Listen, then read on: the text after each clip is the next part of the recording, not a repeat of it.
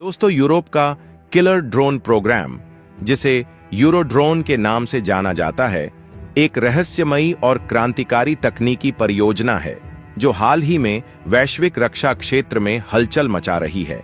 इस प्रोग्राम के तहत विकसित किए गए ड्रोन युद्ध के मैदान में अपनी सटीकता और ताकत से शत्रु को धोखा देने का वादा करते हैं और अब इस क्रांतिकारी योजना में भारत ने एक अहम भूमिका निभाई है, जहां भारतीय वायुसेना के लिए यह साझेदारी सिर्फ एक नई तकनीक की ओर कदम नहीं है, बल्कि एक शक्ति के रूप में उभरने का मौका है। लेकिन दोस्तों, हैरानी तो तब हो गई जब भारत का तेजस फाइटर जेट एक नई विवादास्पद स्थिति में फंस गया। दरअसल अमेरिका ने भारत के साथ इस जेट के इंजन की आपूर्ति को लेकर पहले तो खेल किया और अब एक नई मांग उठाकर इसे और भी जटिल बना दिया है। ऐसे में सवाल यह है, क्या अमेरिका की ये शर्तें भारत के लिए एक चुनौती बन सकती हैं, या फिर भारत अपनी शक्ति और स्वायत्तता को साबित कर पाएगा? लेकिन उससे भी बड़ा सवाल यह है कि भारत ने जिस किलर ड्रोन प्रोग्राम में जो खेल किया है, उससे अमेरिका परेशान क्यों है? इन सभी सवालों के जवाब हम जानेंगे आज की इस स्पेशल वीडियो में।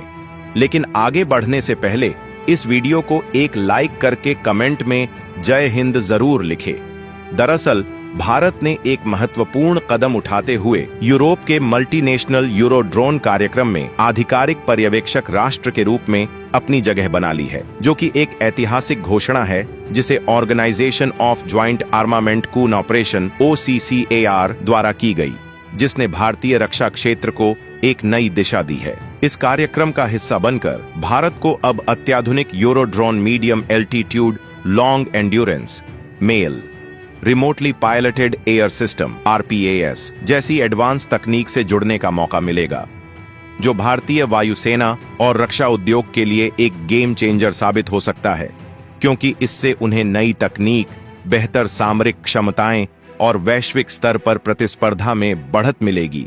साथ ही यूरोप की स्टेट ऑफ द आर्ट रक्षा तकनीक में भागीदारी से भारत की सैन्य शक्ति को एक नई दिशा मिलेगी और उसका रक्षा क्षेत्र और भी मजबूत होगा। और अगर आपको नहीं पता तो बता दूं, OCCAR यूरोप के सबसे प्रमुख रक्षा प्रोजेक्ट्स को मॉनिटर करने वाली संस्था है, जो अब भारत को एक नई और महत्वपूर्ण जिम्मेदारी सौंपने जा रही है। इसके तहत भारत ने आधिकारिक तौर पर यूरोप के कई क्रांतिकारी रक्षा प्रोग्राम्स में अपनी भागीदारी की शुरुआत की है, जिनमें A400M Atlas airlifter, Boxer armoured utility vehicle, Tiger attack helicopter और Horizon mid life upgrade MLU FREMM multi role frigate जैसे जटिल और अत्याधुनिक प्रोजेक्ट्स शामिल हैं। जहां हाल ही में भारतीय दूतावास को पर्यवेक्षक राष्ट्र का स्वीकृति पत्र सौंपते हुए CCAR-EA के निदेशक जोआचिम सकर ने इस ऐतिहासिक उपलब्धि पर भारत को बधाई दी और उम्मीद जताई कि यह कदम भारत और यूरोप के बीच एक दीर्घकालिक, फलदायी और पारस्परिक लाभकारी सहयोग की नींव रखेगा।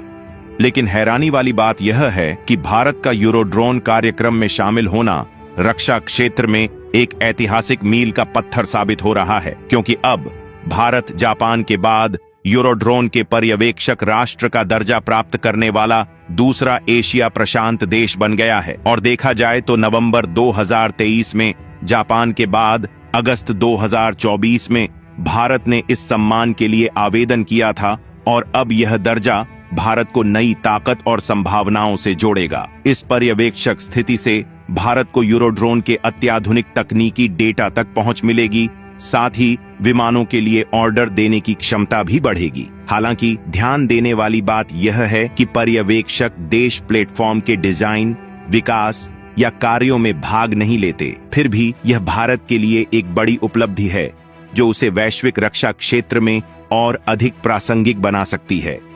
लेकिन गौर करने वाली बात यह है कि यूरोड्रोन कार्यक्रम, जो 2016 में शुरू हुआ था, अब यूरोप की रक्षा तकनीक का एक अहम हिस्सा बन चुका है और इसका अनुमानित मूल्य लगभग $7.3 बिलियन है। इस महत्वाकांक्षी परियोजना का नेतृत्व 4 यूरोपीय देश फ्रांस, जर्मनी, इटली और स्पेन कर रहे हैं, जबकि उद्योग के दिग्गज जैसे एयरबस, डसॉल्ट और लियोनार्डो इसे आगे बढ़ा रहे हैं। यूरोड्रोन का उद्देश्य अमेरिकी MQ-9B रीपर जैसे गैर यूरोपीय ड्रोन सिस्टम्स पर यूरोप की निर्भरता को कम करना है, जिससे यूरोप की सुरक्षा और रक्षा में आत्मनिर्भरता आए। हालांकि इस परियोजना को कुछ बड़ी चुनौतियां भी झेलनी पड़ी हैं, जैसे देरी और बढ़ती लागत, जो इसे समय के साथ और भी जटिल बना रही है। यूरोड्रोन कार्यक्रम के भविष्य पर नजरें गड़ी हैं, क्योंकि इससे न सिर्फ यूरोप की रक्षा क्षमता में वृद्धि हो सकती है, बल्कि यह भारत जैसे देशों के लिए भी एक नया अवसर पेश कर सकता है, क्योंकि भारत अभी तक खुद का जेट इंजन भी विकसित नहीं कर सका है। ऐसे में यूरोड्रोन जैसे कार्यक्रम के जरिए भारत यूरोपीय भागीदारों को साथ मिलकर विमानन क्षेत्र में लंबी छलांग लगा सकता है।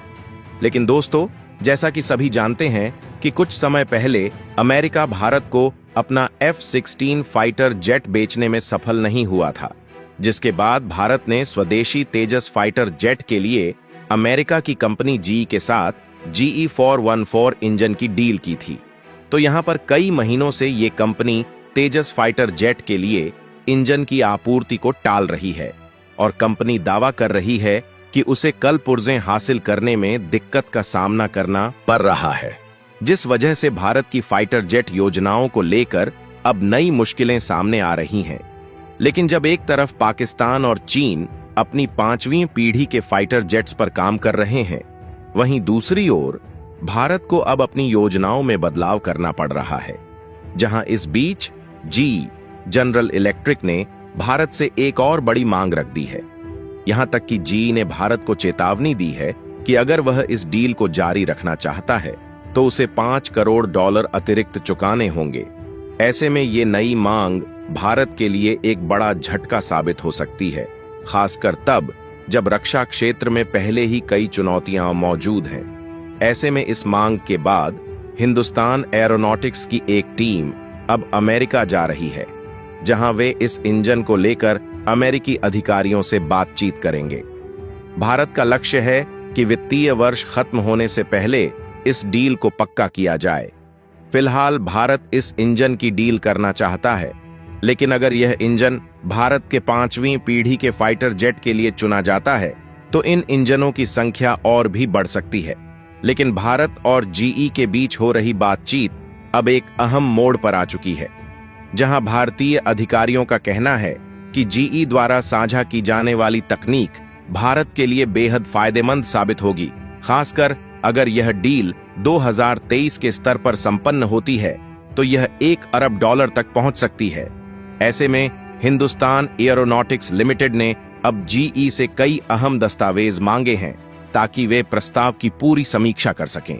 इस इंजन का इस्तेमाल भारत के LCA तेजस मार्क 1A और मार्क 2 में किया जाएगा, जो भारतीय वायुसेना की ताकत को एक नई ऊंचाई पर ले जाएगा।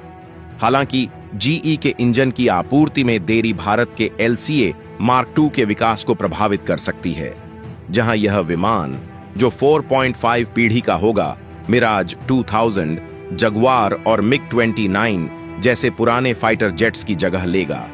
इस डील का समय पर पूरा होना भारत के रक्षा क्षेत्र के लिए एक महत्वपूर्ण कदम साबित हो सकता है, लेकिन शर्तों और देरी के चलते अब भी कई सवाल हैं। तो दोस्तों, आपको क्या लगता है, क्या भारत और अमेरिका के बीच यह डील पूरी हो पाएगी या नहीं?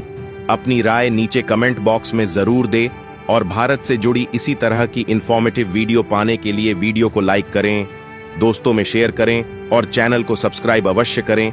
साथ ही बेल आइकन को ऑल पर सेलेक्ट करना ना भूले। जय हिंद, जय भारत।